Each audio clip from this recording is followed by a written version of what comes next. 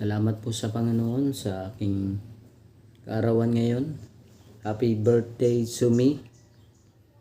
At salamat Panginoon sa inyong pag-iingat. Salamat sa aking mga magulang.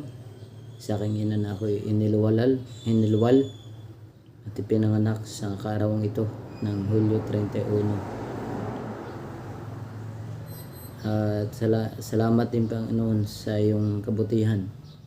At ako po ay nagpapasalamat sa mga tao, mga kapatid na sa laman at sa kapatid sa pananampalataya na babati sa akin ngayon ng araw ng aking kaarawan na ako'y pinanganak sa laman at pinanganak sa spiritual. At bago po tayo dumako sa ating babasahing memory text ay aki po ay manalangin. Nakilang mahabaging Diyos ang tanay sa mga langit, maraming salamat sa inyo. Napapurihan ka, pinapasalamatan ang inyong dakilang pangalan. Sa magang ito, sa aking kaarawan, aking natalaga, aking lakas, isip, at aking sarili. Ganun din po sa aking pananampalataya. Palakasin niyo po ako. At dumating na po muli ang aking kaarawan sa araw na ito ng Hulyo 31. Hiniling ko Panginoon sana ito ay maging isang bahagi rin sa aking buhay, sa aking mga magulang, aking mga kaibigan at mga kapatid na pasalamat sa kanila sa patuloy na inyong paggamit sa aking Panginoon. At sa inyo Panginoon, aking dadulog ang lahat, hindi sa aking karapatan, kundi sa karapatan ng tagapagligtas na si Jesus. Amen. Okay, sa umaga itong tayo po ay babasa ng makikita po natin sa ang key text, makikita po sa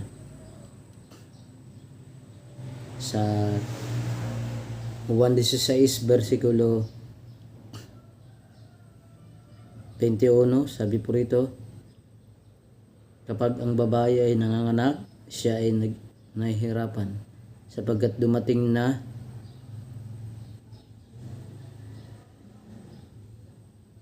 ang kanyang oras, ngunit pagkapanganak niya sa sanggol ay hindi na niya maalala ang hirap dahil sa kagalakan sa pagkapanganak sa isang tao sa sanlibutan. Okay, salamat po sa aking mahal na ina na siya po ay nagluwal sa akin ng oras na siya po ay dala niya po ko sa isang buwan na sa 9 na buwan na dala niya sa kanyang tiyan. Salamat Mama, salamat sa paghihirap at sa inyong panganganak sa akin.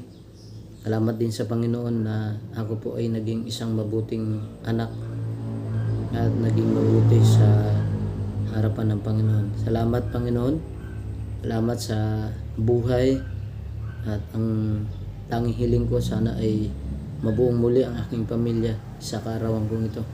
Sana sa mga followers ko, tulungan niyo po ako sa aking journey sa aking pagbablog.